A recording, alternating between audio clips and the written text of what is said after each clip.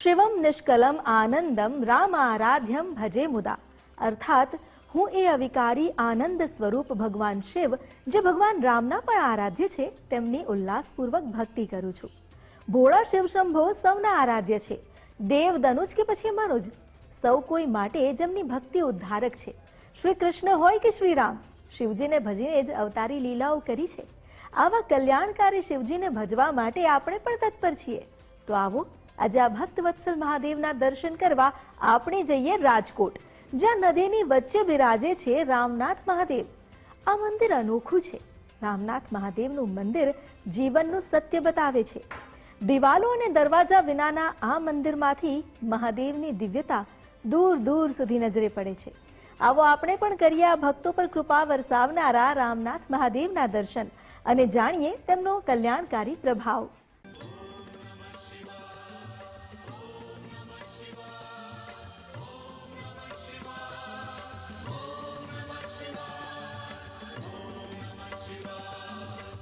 એક તરફ ખડખડ વહેતો આજી નદીનો પ્રવાહ અને બીજી તરફ વચ્ચે ઉભેલું અનોખું મંદિર, જ્યાં શિખર તો છે, ધજા પણ ચઢે છે, પણ કોઈ દિવાલ કે દરવાજા નથી.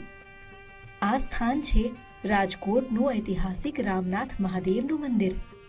સ્વયંભૂ પ્રગટ થયેલા રામનાથ મહાદેવના દર્શન 12 માસ 24 કલાક થઈ શકે છે. આજી નદીની મધ્યમાં બિરાજમાન રામનાથ મહાદેવનો પ્રતાપ એવો છે કે ભાવિકો અહીં દર્શન કરવા અચૂક આવે છે. કહેવાય છે કે અહીં મહાદેવ અઘોરી સ્વરૂપે બિરાજે છે. શિવજીના આ સ્વયંભૂ શિવલિંગ સાથે અપાર શ્રદ્ધા જોડાયેલી છે. વડીલોનું કહેવું છે કે જ્યારે જ્યારે આ નગર પર આફત આવી ત્યારે ખુદ રામનાથ દાદાએ તેને ઝીલીને નગરજનોની રક્ષા કરી છે. રાજકોટના આંગણે સ્વયંભૂ શ્રી રામનાથ મહાદેવ, જે આશરે ઓછામાં ઓછા ઇતિહાસમાં એમ કહે છે કે 550 વર્ષ ઉપર થયા, અને રાજકોટના આપણે કર્મદેવ કયો, ભૂમિદેવ કયો, જે કયો, પૂર્ણ શ્રદ્ધા સાથે રાજકોટની પ્રજા અહીંયા પૂજા કરવા આવે છે. મહાદેવના આ ધામ સાથે અપાર શ્રદ્ધા જોડાયેલી છે. એનું એક કારણ રામનાથ મહાદેવનું પ્રાગટ્ય ગણવામાં આવે છે. ખૂબ જ રોચક કથા છે આ સ્વયંભૂ લિંગના પ્રાગટ્યની. અંદાજે 500-600 વર્ષ પહેલાની વાત છે. લોકવાયકા પ્રમાણે લગભગ 6 સૈકા પહેલા ગાયકવાડ સરકારનું રાજ હતું. એ સમયે ગાયકવાડ સરકારના અધિકારી અને સુબા ખેતી માટે ચોથ ઉઘરાવવા વિવિધ પ્રાંતમાં જતા. જ્યારે સૌરાષ્ટ્રમાં ચોથ ઉઘરાવવા નીકળે ત્યારે તે સુબા અને અધિકારી રાજકોટમાં રોકાણ કરતા. આ સુબાઓમાં એક અધિકારી શિવભક્ત હતા, અને ભક્તિ પણ જેવી તેવી નહીં, અનન્ય શિવભક્તિ. અધિકારીની ટેક હતી કે શિવજીની પૂજા કર્યા બાદ જ અન્ન જળ ગ્રહણ કરવા. પણ તે સમયે આજી નદીની ફરતે જંગલ હતું અને આસપાસ કોસો દૂર સુધી શિવજીનું કોઈ મંદિર ન હતું. તો આ શિવભક્ત અધિકારીએ 7 દિવસ સુધી અન્ન જળનો ત્યાગ કર્યો, પણ નિયમ નહીં તોડ્યો. એ સમયે એક સુબા અધિકારીના સ્વપ્નમાં આવીને શિવજીએ નિર્દેશ આપ્યા અને દિવ્ય પ્રેરણાથી આજી નદીના પટમાં ખોદકામ કરાવવામાં આવ્યું. તો ત્યાંથી શિવલિંગ મળી આવ્યું. શિવલિંગની પૂજા કરી શિવભક્ત અધિકારીએ અન્ન જળ ગ્રહણ કર્યું. આ અધિકારીના ઇષ્ટ ભગવાન રામ હોવાથી મહાદેવને નામ આપવામાં આવ્યું રામનાથ મહાદેવ. રામનાથ મહાદેવનું મંદિર રાજકોટની સ્થાપના પહેલાનું છે એવું અમારા વડીલો દ્વારા અમને લોકો પરથી સાંભળવા મળેલ છે. આ ઉપરાંત રામનાથ દાદા વર્ષોમાં કહીએ તો 500 થી 550 વર્ષ થાય. એટલે રાજકોટનું સ્થાપત્ય 400-450 વર્ષનું છે. એ કરતાં પણ 100 વર્ષ પહેલાં આ રામનાથ દાદાનું પ્રાગટ્ય થયેલું, જ્યારે અહીંયા વન હતું. હાલમાં અત્યારે શિખરબંધ મંદિર છે, પણ આમ ખરેખર ખુલ્લું મંદિર છે. અહીં કોઈ પણ જાતના તાળા લાગતા નથી. પહેલા લગભગ 5-6 સૈકા પૂર્વે અહીં પ્રગટેલા રામનાથ મહાદેવને લોકો આજે રાજકોટના મહારક્ષક માને છે. ભક્તોનું માનવું છે કે રાજકોટના ગ્રામ્ય દેવતા રામનાથ મહાદેવના આશીર્વાદ અને કૃપા હંમેશા રાજકોટવાસીઓના માથે રહેલી છે. અહીં શ્રાવણ માસ દરમિયાન ભક્તોનો મેળાવડો જામે છે. શ્રાવણ માસમાં બપોરે 12 વાગ્યે મહાપૂજા થાય છે. નિત્યની જેમ સવાર સાંજ મહાઆરતી તો ખરી જ, પણ સાથે રાત્રે 9:30 વાગ્યે ભૈરવ મહાપૂજા પણ થાય છે. પણ આ બધામાં સૌથી વધુ આકર્ષક છે મહાદેવની વરણાગી.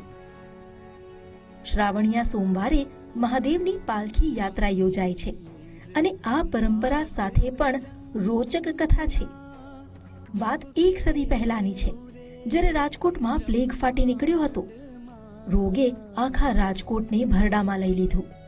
એ સમયે રાજકોટના રાજવી સર લાખાજી રાજ મહારાજે રામનાથ મહાદેવને પ્રાર્થના કરી કે જો આ રોગની મુસીબત પ્રજાના માથેથી ટાળે તો તે રામનાથ મહાદેવને નગર યાત્રા કરાવશે. લાખાજી રાજે કરેલી પ્રાર્થના ભોળાનાથે પળવારમાં સાંભળી લીધી હોય એવો ઘાટ સર્જાયો અને આખું રાજકોટ જોત જોતામાં પ્લેગથી મુક્ત થઈ ગયું. વચન મુજબ લાખાજી રાજે સોના ચાંદીની પાલખી બનાવડાવી અને રામનાથ મહાદેવને નગર યાત્રા કરાવી. ત્યારથી લઈ અત્યાર સુધી મહાદેવની વરણાગી કાઢવામાં આવે છે. દર વર્ષે શ્રાવણ માસના 3જા સોમવારે ઢોલ નગારાના નાદ અને ઉત્સાહ સાથે રામનાથ દાદાની વરણાગી નીકળે છે. એ સમયે મહાદેવ સામેથી પોતાના ભક્તોને મળવા આવે છે. દર વર્ષે શ્રાવણીયા સોમવારે રામનાથ દાદાનો ફુલેકા ઉત્સવ ઉજવાય છે, જેમાં ભાવિકોની ભીડ ઉમટી પડે છે. જો કે એ સિવાય વિવિધ તહેવારોની પણ ઉજવણી થાય છે. વારે તહેવારે મેળા પણ ભરાય છે. બાકી તો દર વર્ષે જુદા જુદા ઉત્સવો અહીંયા ઉજવવામાં આવે છે. 4 સોમવાર, 7મ 8મનો જૂનો મેળો એ બધું ભરાય છે અને લોકોની ખૂબ જ શ્રદ્ધા છે. આપણે સમજીએ છીએ કે રાજકોટમાં પુષ્કળ મંદિરો છે, પણ છતાં લોકો ક્યાં ક્યાં દૂર દૂરથી અહીંયા દર્શન કરવા આવે છે અને એ જ એનો પરચો કયો, જે કયો, મહિમા કયો એ. આમ તો અનેકો શિવાલય નદી કાંઠે હોય છે, પણ આ મંદિર નદીની વચ્ચે આવેલું છે અને ઉપરથી કોઈ દિવાલ કે દરવાજા વિનાનું હોવાથી ચારે કોરથી મહાદેવના દર્શન થઈ શકે છે. વધારામાં સનાતન સંસ્કૃતિના પરિમાણ પ્રમાણે મંદિર શિખરબદ્ધ છે, પણ ચારેય બાજુથી ખુલ્લા મંદિરને ક્યારેય તાળા લાગી જ નથી શકતા. જાણે મહાદેવ પોતાના ભક્તોનો સમય સાચવતા હોય એમ અહીં 24 કલાક દર્શન આપે છે. જે પણ આવે તે ભગવાનના દર્શન કરી શકે. અહીં કોઈ ભેદભાવ નથી, કોઈ ભક્ત પર બાધ નથી. એવા ભક્ત વત્સલ છે આ રામનાથ મહાદેવ કે લોકો અહીંયા શ્રદ્ધાથી આવે છે.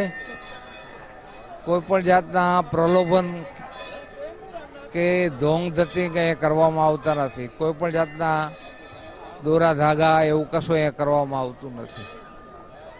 અહીંયા દરેક વર્ણનને આવકારે છે. કોઈ પણ વર્ણનનો અહીંયા અધિકાર નથી એવું કહેવામાં આવતું નથી. રાજકોટના રામનાથ મહાદેવ આજી નદીની વચ્ચે બિરાજે છે, એટલે તેમના દર્શન કરવા આજી નદીના પાણીને પાર કરીને આવવું પડે.